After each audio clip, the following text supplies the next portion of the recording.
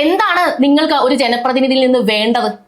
ഈ പറയുന്നത് പോലെ ഇലക്ഷന് തലേ ദിവസം റോഡ് ടാർ ചെയ്യുന്ന, ഇലക്ഷന് തലേ ദിവസം പെൻഷൻ തരുന്ന, ഇലക്ഷന് തലേ ദിവസം കിറ്റ് തരുന്ന, ഇലക്ഷന് തലേ ദിവസം വെയിറ്റിംഗ് ഷെഡ് പണിയിക്കുന്ന പ്രതിനിധിയാണോ നിങ്ങൾക്ക് വേണ്ടത്?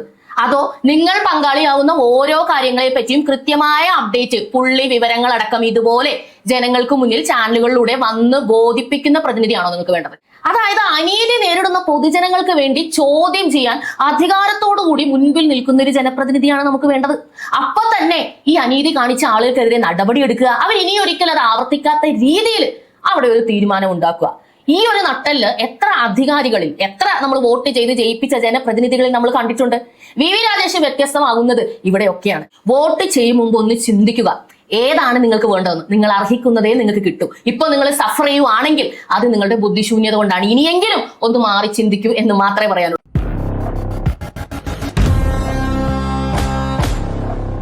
ബി.ജെ.പിയുടെ നേതൃത്വത്തിൽ നടന്ന ആറ്റുകാൽ പൊങ്കാലയാണ് ഇന്നത്തെ ചൂടൻ വിഷയം. ബി.ജെ.പിയുടെ നേതൃത്വത്തിൽ നിന്ന് എടുത്തു തന്നെ പറയേണ്ടി വരും. കാരണം CPM എന്നൊരു പാർട്ടിക്ക് എത്രത്തോളം കൊതിക്കറിവുണ്ട് എന്നതുകൂടി ഭയങ്കര വിസിബിൾ ആയിട്ട് നടന്നിട്ടുള്ള ഒരു സംഭവം കൂടിയായിരുന്നു ഈ ആറ്റുകാൽ പൊങ്കാല.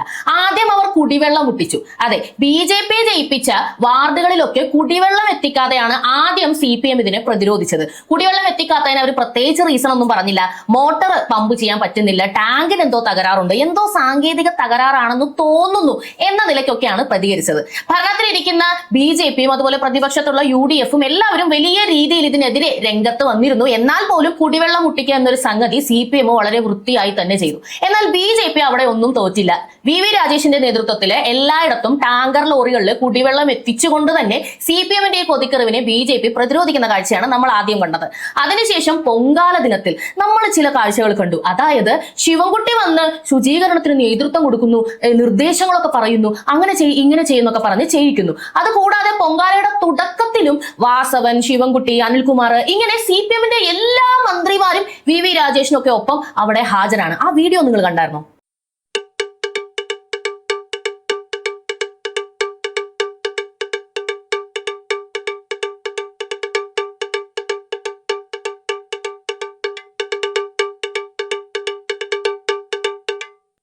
കൈകൂപ്പാൻ മടിച്ചുകൊണ്ട് എന്തോ കൗതുകകരമായ കാര്യം കാണുന്നത് പോലെ നോക്കിക്കൊണ്ടിരിക്കുന്ന അവരില്ലേ, അവരാണ് ഞാൻ പറഞ്ഞ ഈ CPMന്റെ മന്ത്രിമാർ.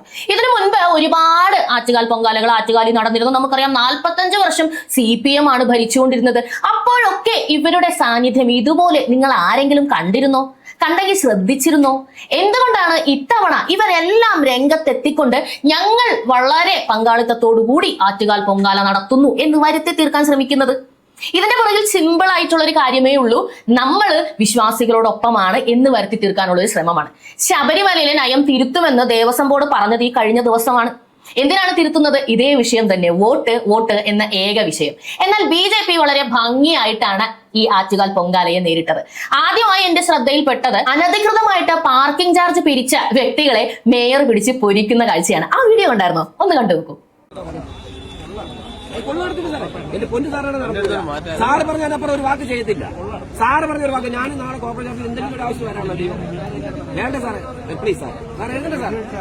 എന്റെ പൊന്നു സാറിനാണ് എഴുതണ്ട.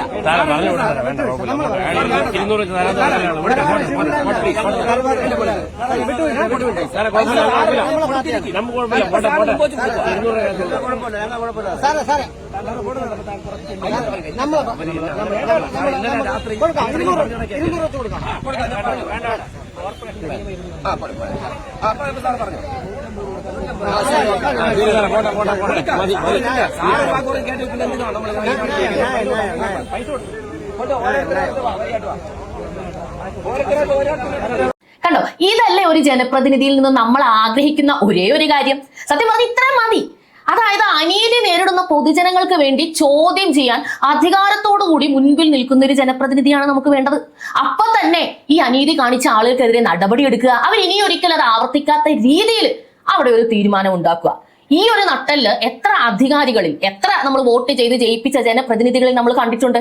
വി രാജേഷ് വ്യത്യസ്തമാകുന്നത് ഇവിടെയൊക്കെയാണ്. ഇതൊന്നും പോരാതെ പൊങ്കാലയിൽ അദ്ദേഹം എടുത്ത മുൻകരുതലുകളെ പറ്റി, അല്ലെങ്കിൽ BJPയുടെ തയ്യാറെടുപ്പുകളെ പറ്റി അദ്ദേഹം തന്നെ ഇന്ന് പത്രസമ്മേളനം നടത്തി നമ്മളോട് പറഞ്ഞിട്ടുണ്ട്. ചെറിയൊരു വീഡിയോ കാണാം. പോലീസിനെ കൂടുതൽ നിയോഗിക്കണമെന്ന് ബഹുമാനപ്പെട്ട മന്ത്രിമാർ തന്നെ ആഭ്യന്തര വകുപ്പിനോട് ആവശ്യപ്പെട്ടിരുന്നു. അങ്ങനെ വനിതാ പോലീസ് ഒരുപാടുണ്ടായിരുന്നു. ഈ മാല പൊട്ടിക്കൽ, പോക്കറ്റടി പോലുള്ള സംഭവങ്ങളൊക്കെ ഉണ്ടാകാൻ സാധ്യതയുള്ളതുകൊണ്ട് തന്നെ കൂടുതലും ഈ കേരളത്തിലെ ക്ഷേത്രങ്ങളിലെ ഉത്സവങ്ങളിൽ തമിഴ്നാട്ടിൽ നിന്നാണ് ഇങ്ങനെയുള്ള സംഘങ്ങൾ വരുന്നത്. തമിഴ്നാട് പോലീസിൻ്റെ സേവനം ഇവിടെ ലഭ്യമാക്കിയിരുന്നു.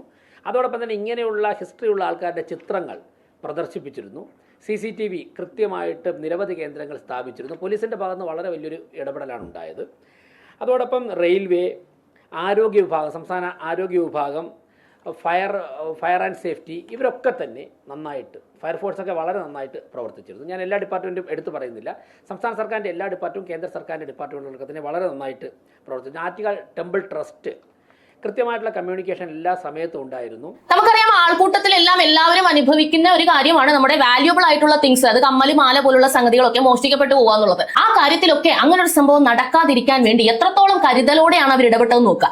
ഈ കമ്മികളുടെ കൊതിക്കറവ് ഇവിടെ ഒന്നും തീർന്നിട്ടില്ല. പൊങ്കാല കഴിഞ്ഞ തവണ പൊങ്കാല കഴിഞ്ഞിട്ട് മണിക്കൂറുകൾക്കുള്ളിൽ നഗരം ശുചിയായെന്നും എന്നാൽ ഇത്തവണ അങ്ങനെ സംഭവിച്ചില്ലെന്നും പറഞ്ഞുകൊണ്ട് ഉച്ചക്കത്തെ പൊങ്കാല സമയത്തുള്ള ഫോട്ടോ ഒക്കെ എടുത്തിട്ട് ഒരുപാട് FB പോസ്റ്റുകൾ കമ്മികളുടേതായിട്ട് വന്നു കഴിഞ്ഞു. അവര് പറയുന്നത് BJP കൊണ്ട് ഇതൊന്നും പറ്റില്ല, ഞങ്ങൾ ഇതിൽ നന്നായിട്ട് ഇതൊക്കെ വൃത്തിയാക്കിയിരുന്നു എന്നാണ്. എന്നാൽ വൃത്തിയാക്കുന്ന കാര്യത്തിൽ ഈ കമ്പികളിൽ നിന്നും വ്യത്യസ്തമായിട്ട് എന്താണ് VV രാജേഷ് പുതിയതായിട്ട് ചെയ്തത്?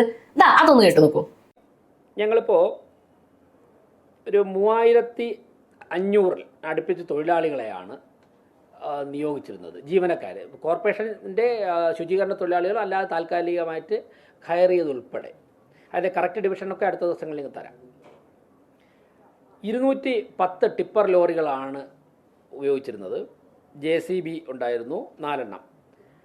അതോടൊപ്പം തന്നെ ഏറ്റവും പ്രധാനപ്പെട്ട ഒരു കാര്യം, ഇപ്പം നിങ്ങൾ നിരത്തുകളിൽ യാത്ര ചെയ്ത്, നിങ്ങൾ രാത്രി ഒരു 12 മണിക്ക് ശേഷം നിരത്തുകൾ യാത്ര ചെയ്താൽ അറിയാം ചുടുകല്ലില്ല. ചുടുകല്ല് എല്ലായിടത്തും മാറ്റി. അപ്പം ഈ ചവർ മാറ്റുന്നതോടൊപ്പം തന്നെ ചുടുകല്ല് മാറ്റുകയായിരുന്നു. ചുടുകല്ല് ഞങ്ങൾ മാറ്റിയിട്ട് ചാല ബോയ്സ് സ്കൂളിൽ ശേഖരിച്ചു. അപ്പോൾ ഒരേ സമയം തന്നെ ഈ 2 കാര്യങ്ങൾ ചെയ്യാൻ സാധിച്ചു. നിശ്ചയിച്ച 8:30 മണിക്ക് തന്നെ നഗരത്തിൽ കൃത്രിമ മഴ പെയ്യിച്ചുകൊണ്ട് നഗരത്തിൽ 280 ടാങ്കർ വെള്ളം കൊണ്ടുവന്നിട്ട് നഗരത്തിൻ്റെ എല്ലാ പ്രധാനപ്പെട്ട സ്ഥലങ്ങളൊക്കെ തന്നെ കഴുകി വൃത്തിയാക്കാൻ വേണ്ടി ഇന്നലെ സാധിച്ചു. അപ്പോൾ ചുടുകല്ലും ഈ പൊങ്കാലയുടെ മറ്റു വിറക് ഉൾപ്പെടെയുള്ള മാലിന്യങ്ങളും ഒരേ സമയം തന്നെ മാറ്റി ചുടുകല്ല് ഒരു ഭാഗത്തേക്ക് കൊണ്ടുപോയിരുന്നു, മറ്റെല്ലാം തന്നെ നമ്മൾ ഡംപിങ് യാർഡുകളിലേക്ക് കൊണ്ടുപോയി. കൃത്രിമ മഴ പെയ്യിച്ച് നഗരം ശുചിയാക്കുക എന്നൊരു കാര്യം മുമ്പ് നിങ്ങൾ കേട്ടിട്ടുണ്ടോ? കൃത്രിമ മഴ പെയ്യ്ക്കുക എന്ന് പറഞ്ഞാൽ ക്ലൗഡ് സീഡിംഗ് ഒന്നുമല്ല കേട്ടോ. അതൊക്കെയാണോ എന്നൊക്കെ പറഞ്ഞ് ഒരുപാട് പേര് കളിയാക്കുന്നുണ്ട്. അല്ല, എന്നാൽ മുകളിൽ നിന്നും മഴ പെയ്യുന്ന രീതിയിൽ ടാങ്കറുകൾ കൊണ്ടുവന്ന് വെള്ളം അടിച്ച് ശുചീകരിക്കുന്ന ഒരു രീതിയാണ് ഈ പറയുന്നത്. ചുമ്മാ ഇങ്ങനെ അടിക്കുന്നതല്ല, മുകളിൽ നിന്നും മഴ പെയ്യുന്ന രീതിയിൽ.